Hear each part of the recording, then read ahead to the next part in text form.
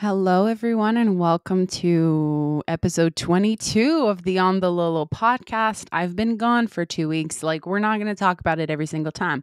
I cannot. I cannot do this shit consistently for the pure and simple reason that I'm not always inspired to. I'm inspired to today. I really felt like I wanted to sit down. I wanted to chat and catch up with you guys. I had a pretty big week last week. I'm not going to lie. And I've just been I don't know, welcoming a lot of things and I just feel really good. So I just want to make a little disclaimer. I'm not trying to brag about oh my God, look how good my life is or whatever. Not at all. I have honestly been just so anchored in gratitude and it feels so good. I just want to share it with you guys because I feel like it's so easy to complain and nag and be like, oh my God, this life sucks. Oh my God, this reality is going to shit. Oh my God. But I have really just been on the gratitude, oh, thank you for literally everything the way it is. And I wanted to share it with you guys so maybe it could bring you something in your own perspective. So last week, it was my boyfriend's week off. He works 7 days on, 7 days off, and he was off. So I went to his house. I surprised him. We were going to spend time together, which we did. But the night that I showed up at his place, his family dog, it wasn't going well. So I'm going to keep it short. I don't want to give too many details, but basically we had to put the little boy down. His name was Mickey. And I might cry in this episode because I'm a very emotional person. And when it comes to these things, I cried so damn much. If only you knew. The dog was not living with them. There was a lady who was taking care of him, but he was still in the background. I saw him a few times, stuff like that. And his health was declining extremely fast. There was pretty much everything was going wrong. He wasn't eating anymore. He wasn't drinking. He had been throwing up, really constipated. The back legs were looking like he was struggling. So the whole week we were debating, do we put him down? What do we do? What do we do? Because the lady said, you guys have to put him down. The quality of life, it's not going to come back. And mind you, the beautiful little puppy was 16 years old. So, I mean, he had his run. So the whole week, we were trying to take care of him. We went to the vet trying to get some answers and seeing do you guys recommend? What do we do? And obviously all of the vets we saw were well, he's 16 years old and all of this is declining pretty fast and it's going to cost a lot of money. That's the thing. Vets are so fucking expensive. And another thing, I have a cat. I love her. And she had a urinary infection. And I was like, do they have holistic vets? Because obviously I don't really believe in the medical industry. I do believe that there are so many natural remedies and technologies, advanced technologies that already exist that are not available to people because then everyone would be healthy and healed, right? So I think the same about animals. I don't trust vets because I'm why vaccines and why these things? So I was just what do we do? It's just I don't know how to help him. So one night I gave him a bath. I tried to wash him, make him feel comfortable, give him love. And we had a really beautiful moment. He was so cold after his bath and he was just laying on me and he wanted affection. That's what he craved. And my mom, the most maternal, nurturing ever, my mom's hugs can heal the world. Literally, I wish everyone could experience a warm hug from my mom. So she was telling me, Laura, you need to pet him, you need to love him, you need to caress him, you need to take care of him. So that's exactly what I did. And it literally felt like I was a nurse, taking care of someone in their final days.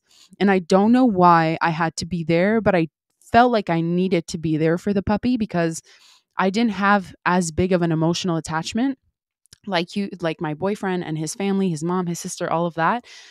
But still, I love animals and this type of stuff, holy shit, because my cat is 15 years old. So every single day I express my gratitude that she's healthy, she's happy. And every day I try to sink in the present moment because really all this, life can switch on the flip of a dime. And we had to put him down on Sunday. It's Tuesday now. And it's just so funny because he didn't even live with them anymore. I didn't even sleep with him. I've been with my boyfriend for 3 years and I didn't have a relation, a bond with the dog. I never really interacted with the dog. But for me, just the emotions of being oh my God, it's a lot. So anyways, it was very like, oh shit, you know? So I don't know. I don't know. I really just felt like you need to be here for this dog. You need to do everything that you can. And that's what we did. You know, we were trying to see, is he going to get better? And he was not getting better. So Sunday morning, me and my boyfriend woke up really late because our sleep schedule has been off. And his mom was freaking out saying like, we can't keep him like this. Like, oh my God, like he's not going to make, like, he's suffering so much. And he really was. And this is where it's so difficult, the whole like putting a pet down, because you're like, am I interrupting God's plan? And I went through it so many times in my head. And there was someone in the family that really didn't want us to put him down because the person was like, this is interrupting God's way. And I agree. I don't think, anyways, we're not going to get into it, but I was in the same boat, right? Like, no one wants to choose when someone goes. Like, that's not how it is. But at the same time, was this God's will in a way? Because I understand that not everything in the medical/vet industry is good. But I think animals don't have free will the way we do. So I think that when we see them suffering, we're the ones in charge of them. We need to make the decision. You know, I think it's very different from a human being. I'm not I'm not necessarily for the whole, people signing the document that is like the assistant, what do you call it in English? But when people sign the document and then basically they're put to sleep. I don't necessarily like believe that for human beings, because I've learned a lot how the people who get put to sleep, they transition, but they're the ones who make it happen, because let's say they're really, really, really, really suffering. I've learned a lot recently that apparently on the other side, it causes a lot of suffering for the soul. And it is through prayers and it is through all of that the soul can be not saved. But I do believe there's so much in this world that we don't understand and we don't have information on. And like, I know a lot of people are like, what do you think is on the other side? Like, when you transition, because I just call it transitioning. Like, I don't like to use the word die. Like, I've removed it from my vocabulary because I just think it's a very harsh word energetically. I know that, doing that is just a transition into the next room, like into the next dimension next to you and stuff. Anyways, I'm not trying to get into the whole, I feel like I have to disclaim a bunch of stuff now. But anyways, we're just having a conversation about my boyfriend's dog. So he wasn't getting better. His mom was freaking out, and all of the vets were going to be closed the next day because it was a holiday here in Quebec. So we had to act really fast. We called a vet. They were like, we're going to make an exception. We're going to take you in, but you have to make it before 4. So we were just in the car, like rushing. And it felt like a very rushed thing. There were certain people that wanted to be there that couldn't be there. And anyways, not important the details, but yeah, I was there when he went to sleep, and it's hard to see, but I don't know why it's sad. I don't know why it's sad, because I'm not trying to get all religious. It's not about the religion side, but in the Bible it says not to grieve, because when you really understand how everything works, it's not a sad thing. I really think we've been programmed to think it's a sad thing. And obviously, when we lose our loved ones, obviously we're going to feel so deeply, because like, you lose someone, like your reality is never going to be the same. And that's just what I was experiencing on Sunday. I was like, holy shit, I've been with this dog for a week and now he's gone. Now he's gone. I'll never see him walk again. We'll probably never, it won't cross our minds as much, because as time goes, not that you forget, but people move forward, And I had a cat. Right now I have one cat, okay? But before I had 2, and his name was Simon, beautiful little boy. And his death was very sudden. It was like, anyways, I don't know if you guys want to hear this. I'm going to tell the story. So if you don't want, like, skip ahead a little bit. Um, but yeah, I think I was like 15, 14 years old. It was a Sunday night. My brother and my dad were gone because my brother was playing in a hockey tournament. I had just had dinner, and then Simon jumped up on the couch, and then he was like licking my plate. All of a sudden he falls, and I'm like, oh, haha, he's like trying to cuddle me. But then he really fell, like he couldn't hold himself anymore. And then his tongue became purple. His eyes were really intense, and he was like screaming in pain. So he basically, like, it took a few seconds and he was gone. And I think like that's my biggest fear. Like, you never know. you never know when it's the last time. Sometimes like my dad goes to the grocery store and I'm like, holy shit, like, am I going to see him again? So that's why, like, even before this past week, I've been grateful. I've just been grateful for everything. I have let go of my resistance. I have let go of all of the meanings of trying to make something happen and no, you have to get all these things done. I can't. That's not how I want to live my life. I want to be in the present moment for everything that is, because life changes really fast. And, for instance, me, I still live with my parents. I still drive my first car. So sometimes I'm very hard on myself because I'm like, well, you should be changing. Like, life is supposed to, like, you're supposed to move out. You're supposed to change your car. You're supposed to, like, upgrade. But like, who said that I have to do that? Right? Because I truly believe that the whole way, like, the matrix, like, modern society has been designed is to disconnect people. So obviously people, when they're 18 years old, their first thought is, well, I have to move out of my parents' house. And it hit me like a few weeks ago that I don't need to move out of my parents' house because I love my parents. Like, I have such an amazing relationship with the people I live with. I live with my mom, dad, and my brother. Like, we're all so close and we love each other so much.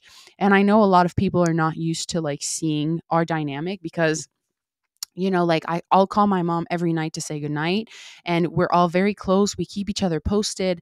Like, I talk about my life with my parents. Like, they know everything about me. It's just, I know there's a lot of people who don't have that. So I'm so grateful for it. So why would I run and move into an apartment by myself or with my boyfriend, whatever? That will happen one day, okay?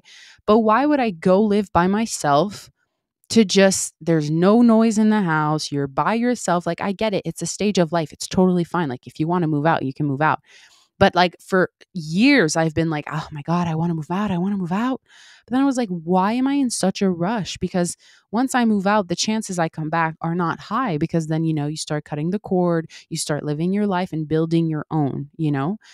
But I just realized, like, I'm so happy and I'm so grateful with my family. And, like, I'm just so grateful that they're there and we're all there for one another. And yes, one day me and my brother won't live together anymore. And that'll make me really sad because, like, my brother is right downstairs. I can go see him whenever I want. And he's my best friend too. So why are we in such a rush to change everything about our lives? Like, what's so wrong with our lives the way they are? Like, what are we trying to run away from? Like, what is it? So anyways, it's all of these realizations. And obviously Sunday, after all of that, it was very emotional.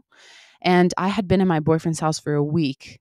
And I don't leave my house, like, for long periods of time because I prioritize my cat. Like, I know she needs me. I know she needs to see me. I know I'm her person. She is my priority. I don't care what people say. Like, she's my priority because I know one day she won't be there. And this whole experience, I have no idea. I have no idea how I'm going to get through it, literally, because it wasn't even my dog. And it literally rocked me so hard because, man, I don't know. But I felt like I had to be not tough, but I felt like he needed me. For some reason, I felt like that dog really needed me to be there. So anyways, it's all of these things that I'm just like, what is the hurry? What is the rush? Why do you think you need these external things to make you happier, to make you appear like you're successful? Because if you're already successful, if you're already happy, there's nothing to chase. All you need to do is be. And I've talked about it a lot, but we are human beings, not doings. So I just don't resonate with all of the doing anymore. I really don't. I don't. Like, I was working on a 30 book and I still love the concept. I still want to keep writing it. But it felt so constricted, like I was trying to force something because, oh my God, like, it's been a year since I wrote How to Not Lose Your Shit After Unplugging from the Matrix. Like, there's new information. Like, people need me. I need to serve. Oh my God. So I was putting so much pressure on myself, but all that pressure interrupts the flow. And just when I let that go and I was like, you know what? I'm going to write it when I'm supposed to write it. The ideas are going to flow when they're meant to flow. Maybe it's not right now, but the more that I push it, the more that I try to make it happen, the less it will want to happen for me, right? That's what resistance is. So I'm really grateful for the week that I spent with little Mickey. And I don't know, I felt like I had to do that, maybe to prepare myself, because one day am I going to have to do it? Like, you guys don't understand. My cat is my life. Like, I've been like, I got her when I was 8. I grew up with her. She is the same person as me, just in a cat. We are best friends. We're soulmates, like everything. So obviously, if you don't have a pet, maybe you won't understand, or maybe, I don't know, whatever. But I know sometimes people think, oh, it's just an animal. Are you kidding me? Are you like, there's no way. There's no way. No, no, no, no, no. Like, this is the best God given gift I have ever gotten in my life. And because she's just an angel, she's always been there for me. I've spent most of my time alone. She's always been there. Like, so I'm just grateful. I'm just grateful. I don't want to get sad or like scared of what's to come. I just want to be grateful, anchored in the present moment with everything that I have, and not critiquing things the way they are now, and just appreciating them, just being so present. And thank you. And you know what? Exactly the way my life is right now. Thank you. I want it exactly this way, because one day it won't be like this, and I'll reminisce and I'll wish I had been more present. So you know what? I'm going to slow down. I'm going to take my time. When I wake up, I'm going to do what I feel called to do. If I feel like going on a 3-hour walk, that's what I'm doing. I don't need a justification anymore, you know? I've just been letting go of so many things, and it feels so good because I feel free. I really feel, I don't know, like, I'm just grateful, man. It's a lot. Like, there's so many people experiencing so many things, and I have so much compassion for them, because this life isn't hard, and it's hard. This life isn't easy, and it is going to get harder at some points, because on Sunday I cried. I cried so much. I was gasping. It felt like I'm going to run out of air, you know? And there's going to be moments like that in life. And it's not about being scared of them or trying to anticipate them or predict them to keep yourself safe. It is about welcoming them. Like, one day my parents are going to transition and they're going to be gone. And that's going to be so difficult. So I'm going to be with them. I'm going to absorb them. I'm going to love them. I'm going to accept them. I'm going to cherish and value them. So it's like, it puts things into perspective. And I truly feel that, like, that little dog was a gift to kind of like keep pushing me in that direction in a way, because I had already been feeling good. I just felt good these past few weeks. Ever since I just stopped putting pressure on myself, I was like, I'm going to live my life. I'm going to do what I want to do. I don't have to explain myself. Like, because obviously I'm self-employed. I didn't go to school. I don't resonate with the whole 9 to 5, get a job. Like, if there was a place, like if there was a job or something I was attracted to, I would totally go for it, but I'm not. I'm just like, what am I doing? I don't know what I want to do. Like, that's been the biggest question of my life. What do you want to do with your life? How do you want to create? How do you want to serve? So the things I do now, it's like, it's not a long time coming, but obviously I had to not have the answer for a bit. And I'm not saying that I do, but I thank God every day to have the inspired idea in my heart. Like, God, what do you want me to create? How do you want me to serve? It's not about me. Like, yeah, I can tell you, oh my God, like, I totally want to do this, and like, I want to achieve this. Like, yeah, but like, what does God want from you in a way? And it's funny because I talk a lot more about God, and I feel like there's a lot of people who are like, God, like, shit. They don't want me to talk about it because they think I'm coming from a religious standpoint, but I'm really not. It's more in the sense that, like, I talked about this in previous episodes, but I do believe that there's a lot of false light in the new age spirituality, you know, about like, you know, manifesting and like chakras and shit like that. I think that it is such a vast, there's so many things we don't understand. I don't really go into that world anymore. And I try to tune more into me and talk more to God, because I find when you're in the whole spirituality wave, it's like you're taking it all on your own. Like, oh, I can make this happen for myself. I'm going to manifest. Here's how you create your dream life. But how do you know that that's the life you're supposed to live? Right? Because like I've talked about so many fucking times, we're all programmed to want the big house, to want to have a successful career. There's nothing wrong with that. But how can you serve? How can you assist so many people in something that you're already good at, that like it's naturally embedded into you without, like, I get it. People want to achieve the biggest marks of their career. Maybe people want to be like famous. They want to be known. They want to be really rich. I don't know what it is, but what I'm trying to say, You can only hold an idea of what you think your life is supposed to be like and all the things you think you want to achieve. And it's important to have goals and set up everything so you can achieve those goals. Yes, but I truly think that it's a beautiful mix of what you want to do, what calls your heart, and what God needs from you. And it's not a need like, it's not like God absolutely needs you to do this or else you won't be successful, you won't be financially provided for. Not at all. It's more like getting out of the ego that wants to prove itself, that wants to make things happen, that wants to be successful, that wants everyone to think like, oh my God, look how much money they make. They're so successful. They have everything. Oh my God. No one gives a shit because no one can relate to that. No one can relate to the successful you. You can inspire someone to be the best versions of themselves. But I really, really, really, really, really think there's so much fluff in our world right now, and no one fucking gives a shit. No one gives a shit about your new apartment. No one gives a shit about your new car. Everyone is suffering so much inside because of energetic density. You are holding on to emotions, whether it's from yesterday or from 10 years ago. It is in your body. It is sitting in your body. And that is why you do not feel free. Literally, the example I've used for years is you are the tissue box. And you've accumulated tissues, one after the other. Oh, this happened to me, this trauma, this person hurt me, I don't trust this person, I've been neglected, I've been abandoned. You just pile on the fucking tissues until like it's falling apart. You have to take them back out. And I think people really think that, oh, well, this is how I am, this is my identity. You don't need to hold on to it.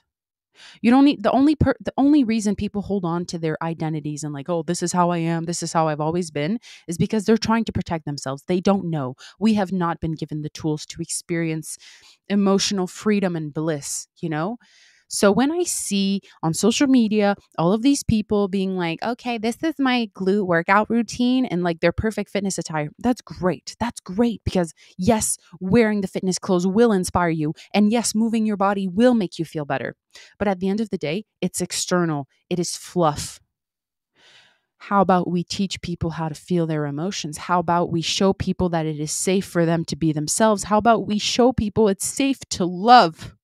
Because right now, no one feels safe to love. Everyone is scared to open their hearts. And I think that's the biggest problem. So lately, I've just been like, you know what? I don't have all the answers and I'm going to stop pretending like I do. And I don't have my shit together. I never will. Like, I am a beautiful, infinite being. I am continuously learning in this physical experience. And yes, I might have a bit of wisdom, a bit of this and that. But like, I'm not the almighty, you know? Like, it's so funny because my brother, he's a coach. And one of the beautiful, beautiful beings that he works with, she basically watched my videos first. And then by like tagging my brother, she saw him. And then like, you know, they started working together. And the other day I was at Costco with my boyfriend. And then we were about to check out. And my brother started he's like, can you get on our Zoom call? Because he talks to me about her because he loves his relationship with her. Like he really vibes with her as like a coach client type of dynamic. So I was like, okay, hold on, give me 5 minutes. I'm getting out of the Costco. And then when we got out of the store, I connected in the Zoom and her face when she saw me, it was like, she was so happy and she couldn't believe. And then she was like she was like, because my brother's name is Charles. So she was like, Charles, like, why didn't you, like, she didn't know. It was a surprise. And it was the most like pure and sweet little moment. And like, maybe you're a fan of what I do. And maybe if like you talked to me on the phone, you'd shit your pants, or if you met me. But yo, like, I'm really like, I'm just a girl. I'm just a girl. And I know sometimes we glorify these people on social media who seem to have it all figured out and who seem to, you know, but I don't. I want you to watch my content and feel so inspired to be yourself. You know, I don't want people to strive to be like me. I want them to strive to be like them because that's your magic is in who you are. Like the only reason that I get to do this is because this is who I am. And I don't know why this is making me so emotional. I'm just so grateful for life, man. Holy shit. Like I have no resentment towards anyone, I'm just I don't know. And after having to put Mickey to sleep and everything, it just puts it even more into perspective. And I shared a beautiful moment with my boyfriend, like his dog had to die in his arms. And it just like death has never rendered in my brain. Like it makes no sense how someone can be there and then poof, they're gone. You'll never see them talk again. You'll never see their face. Like they're gone. That being is physically in this experience, it's gone. I've never understood it. It's like when you travel, right? Like you start out your morning in your bed and then like 12 hours later, you're halfway across the what? Like these types of things don't make sense in my brain. But anyways, I don't know. Hopefully I'm not making you guys cry. I'm not trying to make this episode sad. It's just I felt inspired to have a heart to heart with you guys because this is everything that I've been welcoming, and I've just been thinking of so many things, but like in the softest way possible. Like I don't feel angry towards anything. I don't feel stressed towards anything. Like what will happen, and I don't know. Is that weird? I'm sharing this because I would like to hope that by me sharing this, maybe it can anchor you more in the present moment. Maybe the people that get on your nerves and that you're so triggered by, you can give them unconditional love instead. Um, there's someone in my life who seemed to be experiencing a lot of heavy emotions and they couldn't process it and they just wanted to lash out on on other people. And I was just like, it's not about you. Like, it's not about you. Like, I know your emotions right now that you feel are so heavy and you want people to have understanding and compassion, but it's not about you. When you get triggered towards another person, yes, it is about you because it's an opportunity for you to free yourself, but it's about them because essentially they're a part of yourself that you don't love, it's being mirrored to you. And it doesn't have to be a part of yourself in the sense that, like, let's say you're triggered by someone who's late, but you're not a person who's ever late. It doesn't mean that like it's mirroring you a trait that you're late. That's not what it is. But in your physical experience, you will be mirrored the things that you don't like because it's just an opportunity for more love, more compassion, more understanding, more I love you exactly the way that you are, even if you piss me off. I accept you exactly as you are, even if my ego thinks there's flaws and something's wrong with it, So I just unconditional love for everything that wants to be, everything that is, everything that's coming, everything that's happened. Just total acceptance. And what happens on the other side of total acceptance is peace. Because you're no longer like, oh, I can't believe this happened to me. Or like, oh, I really don't want this to happen to me. Or like, oh, this is happening to me. I know there's always something that's going to happen in your life that you're not completely satisfied with. Just feel it. I don't know how you can achieve that. You can either achieve that through becoming consistent with meditation, by becoming consistent with journaling, by going on walks in nature without your phone, by logging off of your social media accounts. There's always a way that you might feel more called to. Like I preach meditation. I love meditation, but I don't remember the last time I did it. I suggest and advise to everyone to meditate because it 100% changed my life and my perspective. But lately, it's not what I feel called to do. Now, do I believe that meditation should be a daily habit that we all just do and like we don't give ourselves a choice? Yes. But at the same time, I don't feel like it is something that I need to do right now. And I still feel really good. But for instance, if I know that I'm trying to block off emotions, or if I know that there's a lot happening in my brain and I can't chill out, then I will make myself sit and meditate. Like honestly, the most challenging time to meditate is in the middle of the day because like the day hasn't started. It's not over yet. You're in the middle of it. Maybe you're feeling really high in emotions. Maybe you're feeling anxious, right? I never thought I was an anxious person, but I think I have fair levels of anxiety, but I just welcome them. I don't look for ways to numb them. I have been going so much slower lately, you guys. And some people might say, well, you have the luxury to do that, blah, blah, blah. But like, I truly believe that my life the way it is now, it's not that I built it that way, but I always asked for what I wanted, and I always followed the next step that would bring me to where I wanted to go. But I feel like there's a lot of people who can't do that. So then they'll say, well, you have the luxury. Did you make the decision that that's how you wanted your life to be? Or you're just mad that others are experiencing what you want to experience because it's available to you. But if you don't believe it is, if you don't follow your highest callings, if you don't, you know, like you can't just sit and wish for something. Like there's two parts to an energetic exchange, the law of contrast. There's dark and there's light. There can't just be light, there needs to be dark. So there can't just be wishing and praising and visualizing. There needs to be action. Action is this physical dimension's language. So if you really want to lose the weight, you do the inner work and you go see the parts of yourself that don't feel worthy to be lean, that don't feel good enough, that feel like a fat piece of shit. They just don't feel good. And I can say that because I've been there, I've experienced it. You need to feel the emotions that you don't want to feel. But you also can't just sit on your ass and eat the same foods. As much as I would love to tell you, you can sit down and eat all the junk in the world. I don't believe in giving your power away to something on the external. But I also believe that if you align yourself with what you really want, with what you want to do, if you feel your shit and you remove the stagnant energy and you feel your emotions, you will naturally be aligned with the real you. And the real you takes care of themselves. The real you loves to move their body because they don't see it as punishment. They don't see it as a chore.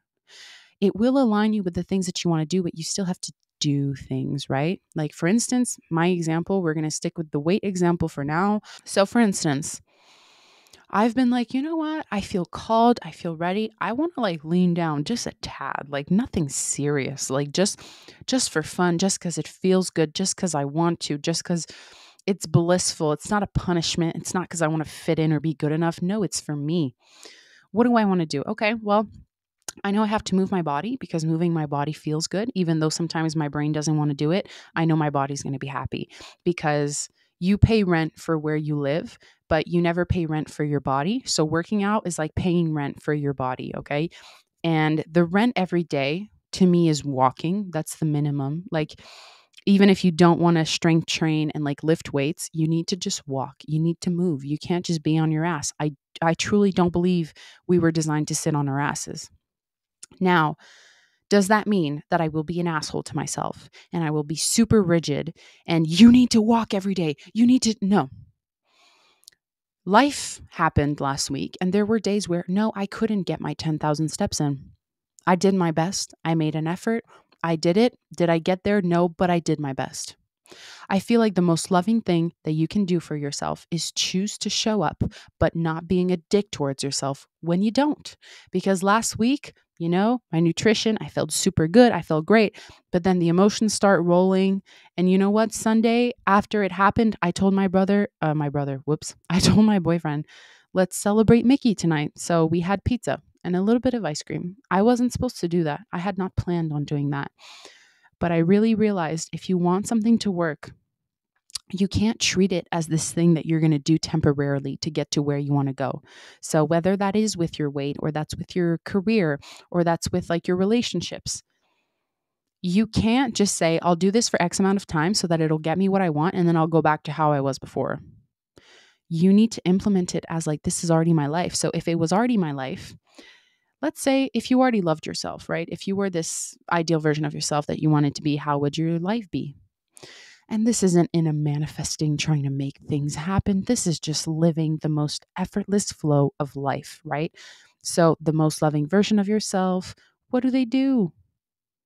To you, what it means, because to me, it might mean something completely different from you. I know I should probably go to bed earlier, but I haven't been. But I'm not going to be a dick towards myself and say that I'm fucking it up and I'm not doing anything right. And all this to say, I don't know why I got started on this tangent, actually. All this to say that I have truly been tuning into the what feels good to me now.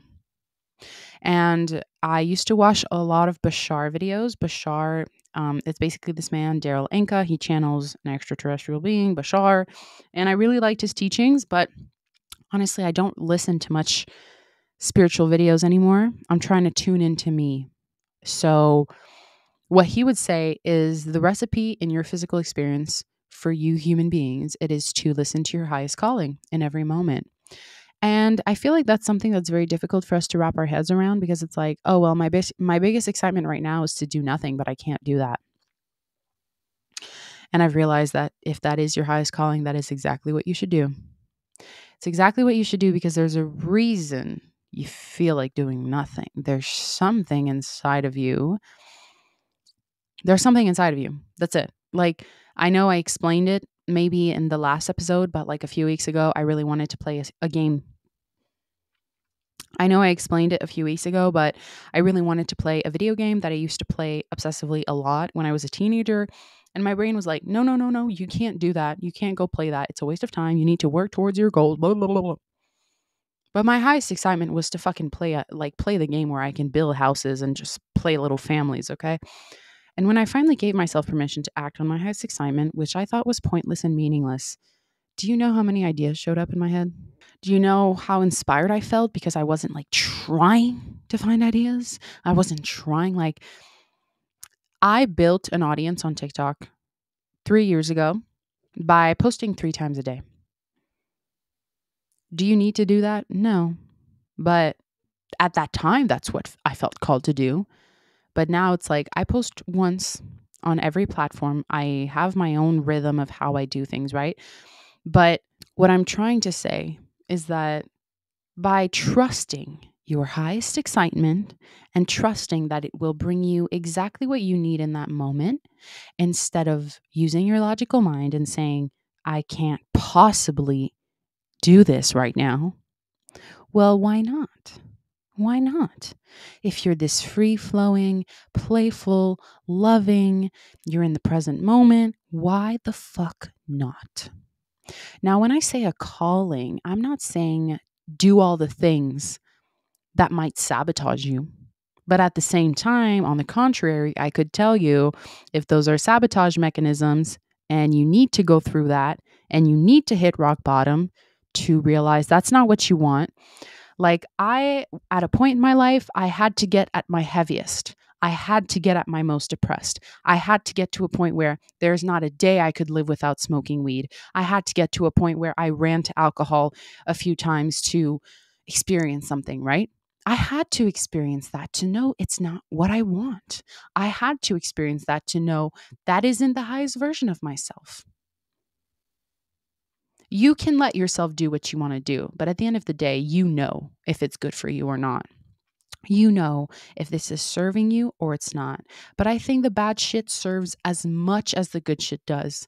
That's why I will never tell someone to not, obviously there's like, I won't suggest like, yeah, you should like take pills and like just subscribe to your addictions. Just do it. Go hard. Just do it. No, obviously. Because obviously, if you're trying to cope and you're trying to numb your feelings, your brain is going to be like, oh my God, I really want to do that thing right now. Obviously, it's going to ask of you to do that. So yes, there is a balance between like actually doing the thing and actually being self-aware and being like, no, this isn't what I choose for myself. Anyways, we're going off here, people. But I just want to tell you, follow your highest excitement and see what happens in your life. Like, stop living by the rules and stop giving yourself so much like structure, maybe, and give yourself time and place to find out, right? Like, I wake up and I go slow now. Like, lately, what I've been loving is I make a tea and then I go walk outside next to my house, because like I have a lot of trees around me and now it's fall. So the colors are beautiful and the air is so fresh. It feels so good. And I have my conversations with God when I walk outside in the morning. That's what feels most good to me. But at a point in my life, it was doing a big skincare routine. And at another point in my life, it was wake up and go to the gym. There's different seasons of your life and you need to be able to welcome all of them, and not hold on to like, no, I really need to do this thing.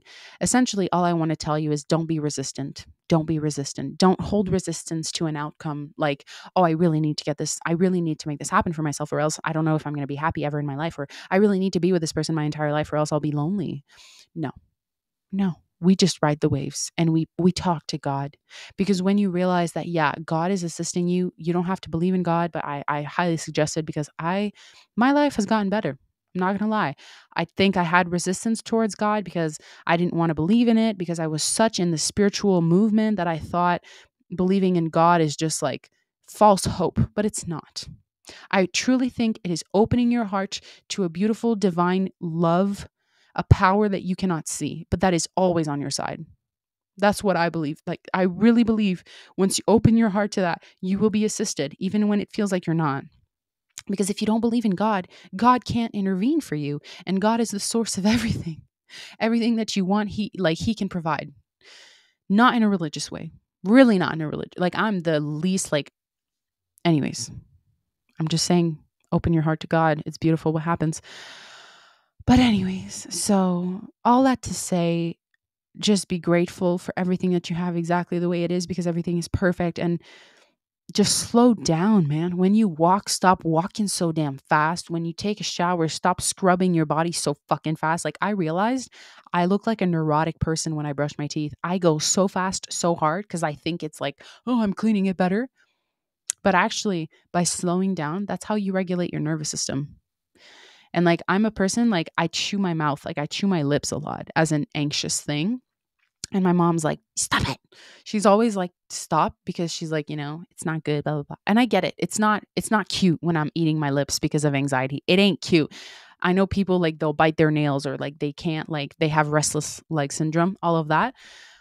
But really making an effort to slow down, you feel so much better, and you realize you don't actually want to go that fast. Like, I don't actually want to wake up and then Zoom and then coffee and then this, tick, tick, tick, tick, tick, tick.